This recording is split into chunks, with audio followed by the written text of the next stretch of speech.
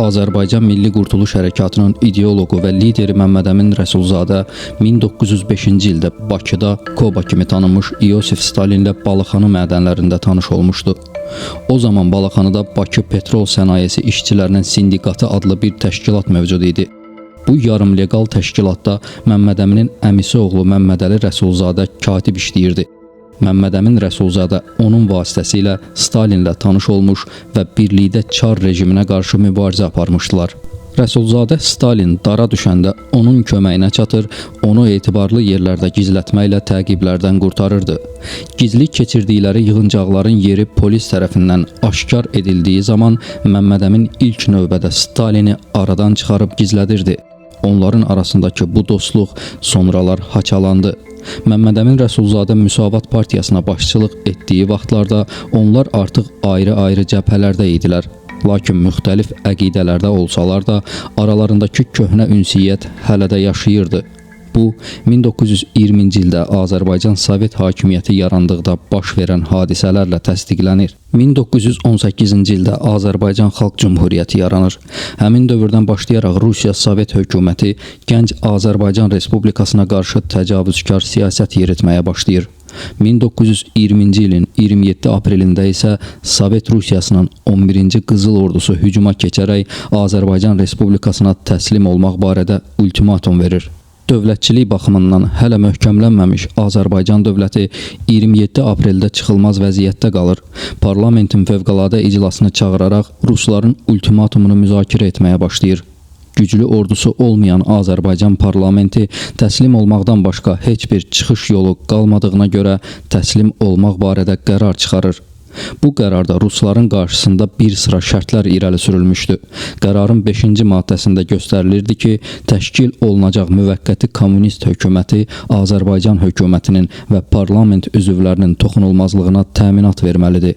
Aprelin 28-də 11-ci Qızıl Ordu hissələri şəhərə daxil olandan sonra məlum oldu ki, iclasın qərarında irəli sürülmüş maddələrin heç birinə riayət edilmir.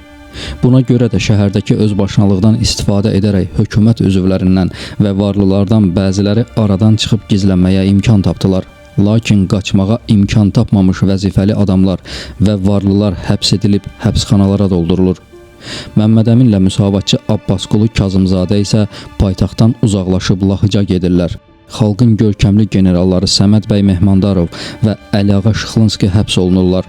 Müsavat ordusunun zabitlərindən bəzilərini həbs edib dərhal güllələyirlər. 11-ci ordunun siyasi idarəsinin xüsusi şöbəsinin rəisi Pankratov şəhərdəki daşnaq bolşeviklərlə Anastas Mikayan və başqaları ilə birləşərək talana başlayır. Onlar evlərə soxulub, qadınların boyunlarından və barmaqlarından qızıl əşyaları zorla çıxarırlar. Varlıların ev eşikləri talan olunur. Talan edə bilmədikləri əşyaları isə çıxarıb küçəyə tökürlər. Şəhərdə başlayan bu dəhşətli günlər talan həftəsi kimi bu günədək də qoca yaşlı bakılıların xatirəsindən silinməyib. Bu vəziyyət Nəriman Nərimanovun Bakıya gəlməyinə qədər davam edir. Məlum olduğu kimi Nəriman Nərimanov Bakıya may ayının 16-sında gəlmişdi. Gələn gündən İnqilab Komitəsinin sədri kimi şəhərdə qayda-qanun yaratmağa müvəffəq olur. Hacı Zeynalabdin Tağıyevlə generallar Mehmandarov və Şıxlınski həbsdən azad edilirlər. Şəhərdə asayiş bərqərar olunur, dükkan, bazar açılır. Bu zaman Pankratovun adamları Lahıcıda Məmməd Əmingilin izinə düşərək onları həbs edib Bakıya gətirirlər. Cəmaat arasında şayə yayılmışdı ki, Məmməd Əmini öldürüblər. Əhali həyəcan içərisində idi. Nəriman Nərimanov əhalini sakitləşdirmək üçün onun barəsində qəzetdə xüsusi məlumat verir. Məlumatda deyilirdi, Məmməd Əmin Rəsulzadəni vilayətlərdə hər cür təhlükədən qorumaq məqsədi ilə Sovet hökuməti onun Bakıya gətirilməsinə qərar vermişdir. Burada isə onun həyatı əmniyyət altındadır. Əhalinin bu xüsusda əmin olmasını və həyəcana düşməməsini tövsiyə edirik. Stalin də Moskvadan Nərimanova zəng edərək Məmməd Əminin vəziyyətini xəbər alır. Nərimanov vəziyyəti ona danışandan sonra Stalin deyir, mən onunla görüşmək üçün bir neçə gündən sonra Bakıya gələcəm. Mən gələnədək onun barəsində heç bir hökm verilməsin. Stalin dediyi kimi artıq Bakıda idi. Həbsxanada Stalinlə görüşünü Məmməd Əmin özünün Stalinlə ixtilal xatirələrində təsvir edib. 1920-ci ildə Bakıya işgüzar səfərə gələn Stalin həbsxanada Məmmədəmin Rəsulzadə ilə görüşür. Bu görüş barədə Məmmədəmin yazır. Bir gün gözətçi kameraya girib məni özü ilə Stalinin yanına apardı. İçəri girdim. Masanın yanında duran Pankratovun yanında qızıl ordu uniformasında birisi mənə diqqətlə baxırdı. Zabit məni qarşılamaq məqsədi ilə 2 addım irəli gəldi, əlini uzadaraq "Yoldaş Rəsulzadə, tanıdınızmı?" Stalin dedi. "Bəli, tanıdım Koba" dedim. Dayanmağımda bir məna vardı. Mən Rus Sovetinin komissarı Stalin deyilən zatı tanımırdım. Mənim tanıdığım Qafqaz ixtilalçısı bir Koba vardı. Stalin dərhal Pankratova müraciət etdi. "Bizi ikilikdə buraxın."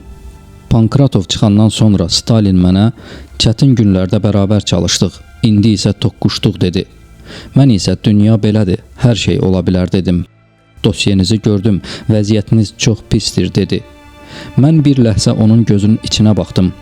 Müsavat partiyasına mənsub olmaq töhməti ilə işçilərin qruplar halında güllələndiyi bir yerdə bu firqənin lideri qalaraq vəziyyətimin yaxşı olacağını düşünəcək qədər sadəlöv deyiləm. Fəqət bu pisliyin dosyadan çıxdığına inanmıram.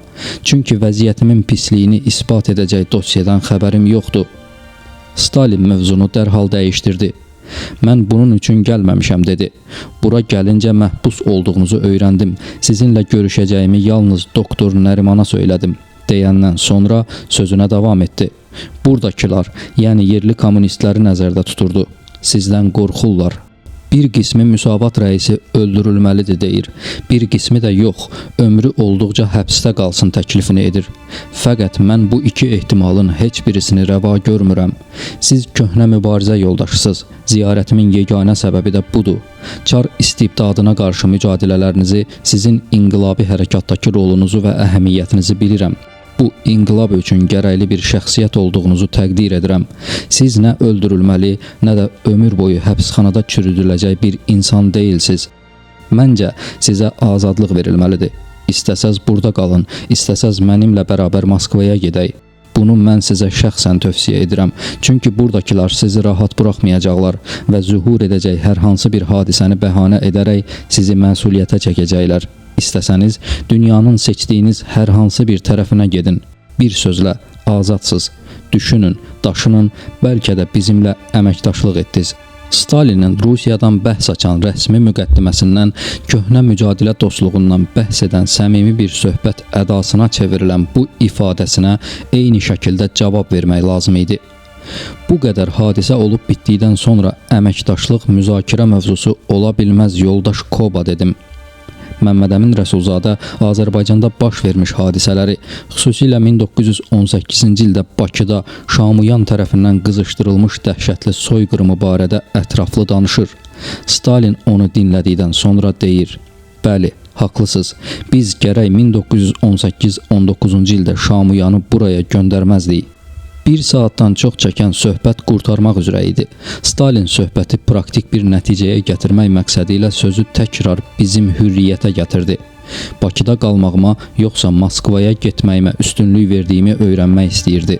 Mən ona dedim: "Madam ki bizə azadlıq rəva görülür, o halda 4 divar arasında məhbus olaraq düşünüb qərara gəlməkdənsə, bütün məsələləri azadlıq havası içində sağ-sağlam bir başla düşünüb həll etməyə üstünlük verirəm."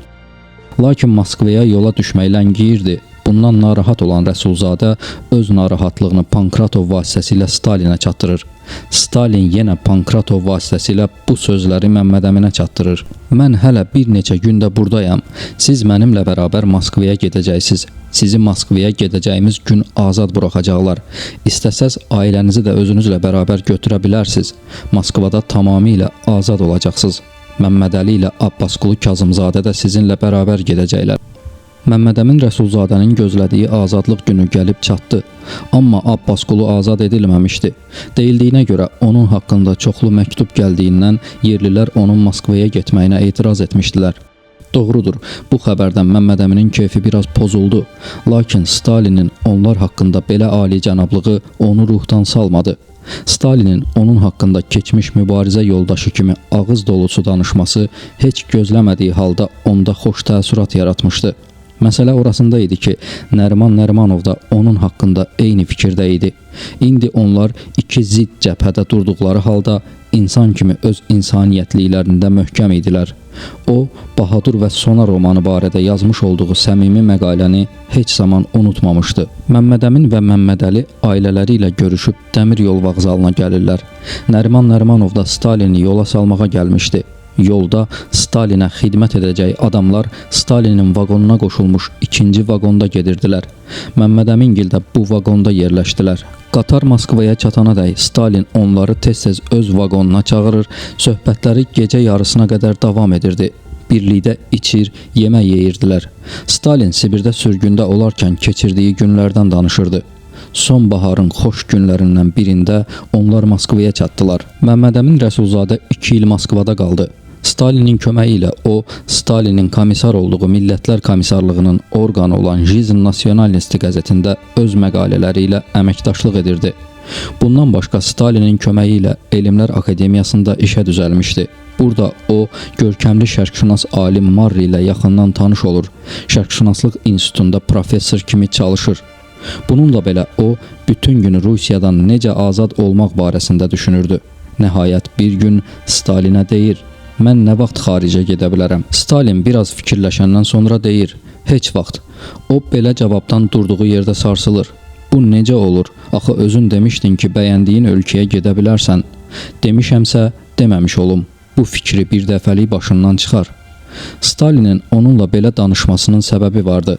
Vaxtilə Sovet hökuməti mərhəmət göstərərək Ukraynanın müxalifətçi nümayəndələrindən olan Vernitskiyə xaricə getməyə icazə vermişdi.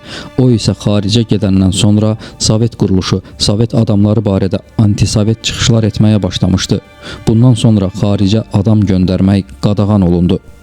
Stalin də Rəsulzadəyə sərt cavab verərkən bunu nəzərdə tutmuşdu.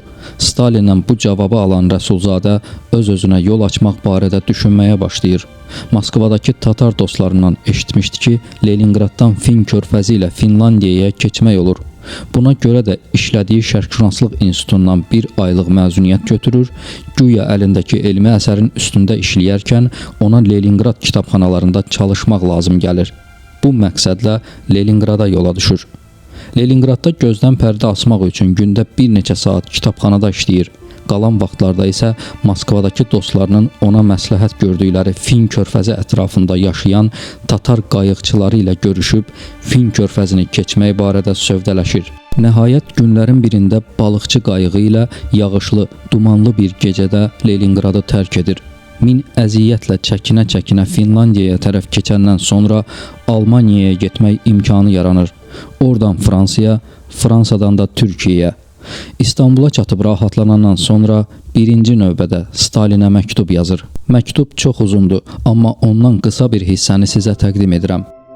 Hörmətli Stalin, qurtuluşum dostlarım üzərində xoş bir heyrət təsiri buraxmışdı. Onlar təbii olaraq haqlıdırlar. Fəhlələrdən bir çoxu müsavatçı olduqları üçün güllələnmədimi? Bu saatlar daxilində adı çəkilən partiyanın rəisi olmaq hesabı ilə mənim qurtuluşum bir növ möcüzə imiş. Qeyd edim ki, bu möcüzənin səbəbi kəraməti sizsiz. Çünki köhnə dostluğu unutmayaraq məni Bakı zindanından çıxarmağı lazım gördünüz. Moskvada olduğum 2 il əsnasında dostluğumuzdan faydalandım. Bəzi məhrumiyyətlərə məruz qalsam da, bunlar hər kəsin ümumiyyətlə yükləndiyi məhrumiyyətlərdən ibarət olub. Bu, sırf mənə aid olan xüsusiyyətə malik deyil. Əksinə, bəzən elə olurdu ki, bəzi imtiyazlardan belə faydalanırdım. Bundan ötürü sizə təşəkkür edirəm.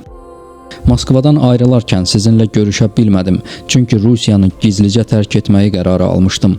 Bu hərəkətimdə sizə qarşı hörmətsizlik görməyəcəyinizə ümid edirəm. Səfər üçün icazə istəmədim. İşin mənfi tərəfini mülahizə etdim. Bəlkə siz icazə verməzdiniz. O zaman hər nə cür olsa da Rusiyanı tərk etmək haqqındakı qərarımdan tamamilə vaz keçmək lazım gəlirdi ki, bu da mənim üçün mümkün olan iş deyildi. Çünki bu özümü rədd etmək deməkdir. Eyni zamanda da bu Rusiyada cərəyan edən hadisələrin və hüsula gəlməkdə olan halın dilsiz bir müşahidi olaraq qalacaqdım. Stalin məktubu oxuyub qurtarandan sonra onun sifətində qəribə bir ifadə yarandı. Bu ifadədə nə qəzəb, nə də razılıq duyulurdu. Ancaq bununla belə özündə bir yüngüllük hiss edirdi. Məmmədəmin bu hərəkəti ilə onu ağır bir yükün altından çıxarmışdı. Söz vermişdi ki, onu xaricə göndərsin, ancaq bunu bacarmırdı. Vədinə sanki xilaf çıxmışdı. Yaxşı ki, Məhəmməd Əmin özü bu məsələni həll etdi. Buna görə də ona acığı tutmadı. Aralarındakı ünsiyyət iki bir-birinə zid əqidə sahibini, iki zid qütbü bir-birinə yaxınlaşdırmışdı. Məhəmməd Əminin dediyi möcüzə də elə bu idi.